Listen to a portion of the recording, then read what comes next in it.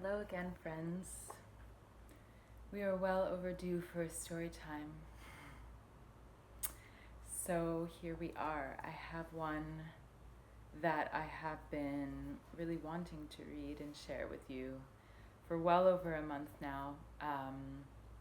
It just sprung right up in my heart as uprising sprung right up throughout this Turtle Island that I currently live in, and then sometime later sprung out in my home place in the Balkans. So it just seems continuously appropriate to share this beautiful story. So it's a big favorite from a big favorite author of mine, Leanne Betasamosake Simpson. The book is called This Accident of Being Lost. It's a book, as she calls it, of songs and stories. And it does come, or there is an accompanying album actually that you can check out, and I'd encourage you to do so for those said songs. So not the story I'll read is not included in that, but a bunch of the beautiful poetry and storytelling in this book is in that album. And Simpson is an incredible storyteller, musician, academic, activist, all of the things. So definitely check that out. The album's called Flight with the L in brackets, so like fight, flight. And those of you who might not be familiar with the totally badass and amazing Leanne Simpson, who I'm so like nervous to read her story because I admire her so much. And I actually got to hear her read this marvelous story in person once a few years ago, the only time that I met her, and I'll show you. She signed my book down here with "Rebellion is on her way." Some sort of note of hope in a fiery way.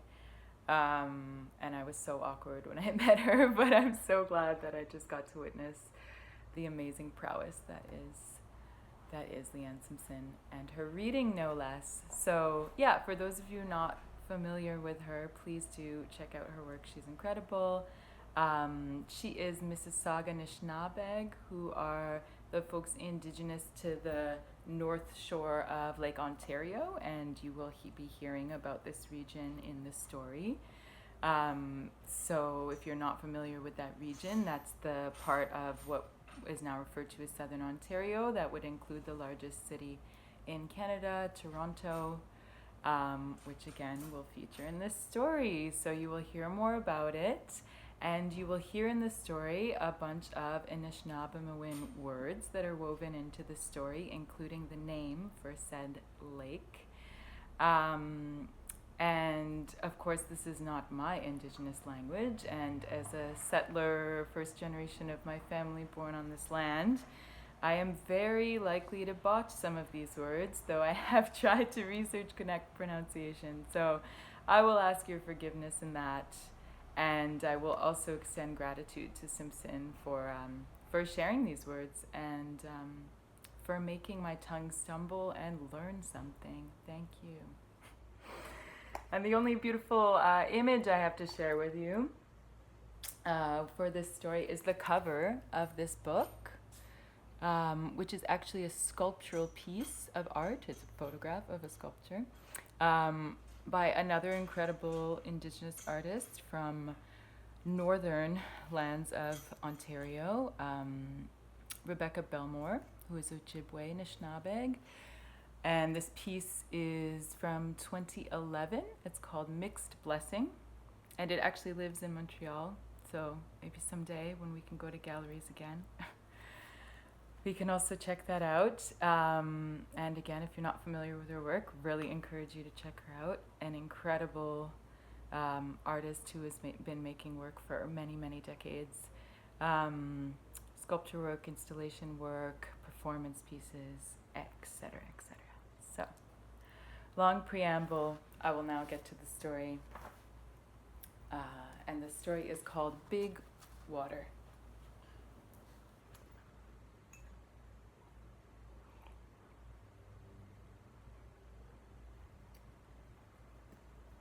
I'm lying in bed with my legs entangled in quays. My chest is against the precious, thin skin on her back, and my arms hold her warm brown.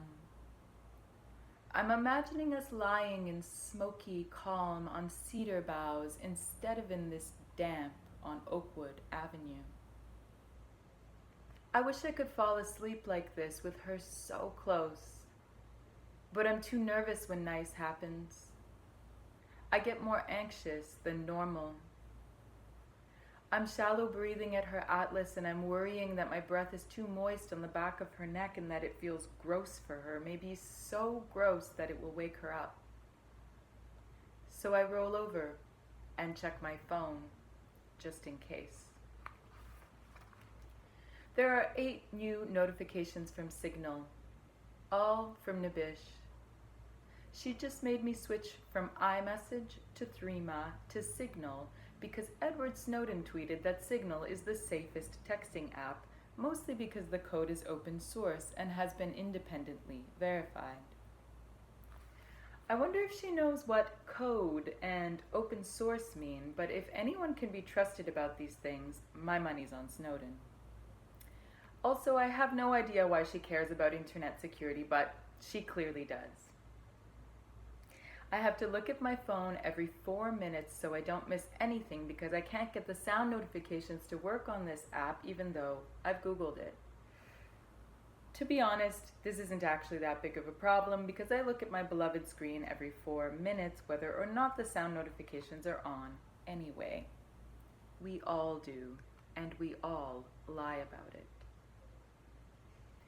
Nabish wants to know where I am, why I'm not up yet, why I'm not texting her back, and she'd like my opinion on the stories in the Toronto Star and Vice this morning about the flood. Are they getting it? All in caps. Is the second last text. The last text is another, where are you, FFS? Nabish is mad at me for making her text me instead of doing things the old way, and she's right. And I promised it's just a tool and that we'll still do things the right way once this crisis is over. She typed in, promise, in all caps, like she was yelling. I texted back, of course, like she was insane for thinking otherwise. Quay texts me, of course, when she wants me to think I'm insane for thinking otherwise, too. I get dressed, take the bus, and then the subway to headquarters. Headquarters is high up, like Nishnabeg Mount Olympus, so we can see Lake Ontario out of the window. Only I call it headquarters. Really, it's just a condo at Yonge and Dundas. We call the lake Chi Nibish, which means big water. And we share this brilliant peacemaker with the Mohawks. I call her Nibish for short, and I'm the one that got her the iPhone and taught her how to text. I look out the south-facing window of the condo and see her dense blue. She is full, too full. And she's tipsy from the birth control pills, the plastics, the sewage, and the contraband that washes into her no matter what. She is too full and overflowing, and no one saw this coming, like no one saw Calgary flooding, even though every single one of us should have. 5 days ago, she spilled over the boardwalk and flooded the power plant in Queens Quay, and we all got into Twitter fights about the waterfront. 6 days ago, she crept over the lakeshore and drank up Union Station, and we called New York City because, remember the hurricane? We found new places to charge our devices. She smothered the beach. She bathed the train tracks and Oshawa carpooled. She's not angry, even though she looks angry. She is full. She is full of sad. She wants us to see her, to see what we're doing to her, and change. That's the same thing that Quay wants. So I know both the problem and the solution. and I know how much brave solutions like these require.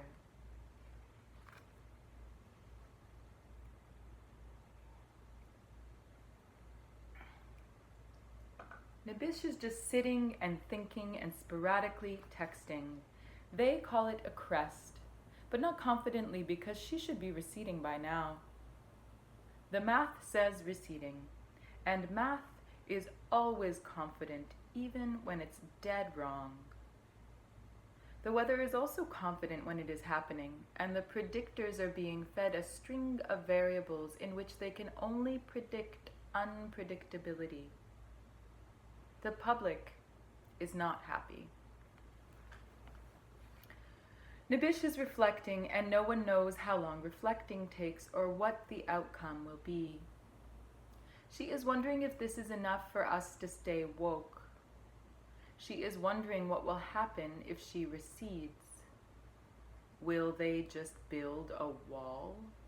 Will they just breathe relief? Will they reflect on things? Should this be a Braxton Hicks warning or creation? While she's sitting and thinking, she's also talking to Binesiwag. Those guys, hey? Only around in the summer, bringing big rains and big thunder and sometimes careless lightning and the fog that lets them do the things that need to get done and no one else wants to do. There's the crucial decision, which is always the same no matter what the question. Do we make the crisis bigger or smaller or keep it just the same? I'm getting the log ready just in case. I've gathered my crew together and we're meeting where the nude beach used to be at Hanlon's Point to practice holding our breath and diving. Everyone sat on a log during the last big flood until we came up with a plan to create a new world. Muskrat got a handful of earth from the bottom of the lake like a rock star because everyone had already tried and failed. I breathed. Turtle shared her back, and we put her name on the place in return. We all danced a new world into reality. We made Turtle Island, and it wasn't so bad for a while. For a while, we all got lost in the beauty of things, and the intelligence of hopeless romantics won the day. We're not so confident in our making powers this time around, though. Our false consciousness is large, our anxiety set to panic, our depression waiting just around the corner. We're in a midlife crisis, out of shape and overcompensating because it's too late to change any of that. Beaver's doing push-ups on the soggy grass. Bear's doing power squats and bragging about his 7-minute workout app and the option of having a hippie with a whistle call out the next exercise. Muskrat is in his new wetsuit doing sit-ups, and not very good ones either. I'm wandering around the island Instagramming pictures of big logs, deciding which one will be ours. And I'm texting Quay, telling her that I love her because she likes that. Telling her to just stay in bed because I'll be back soon, and we almost always survive.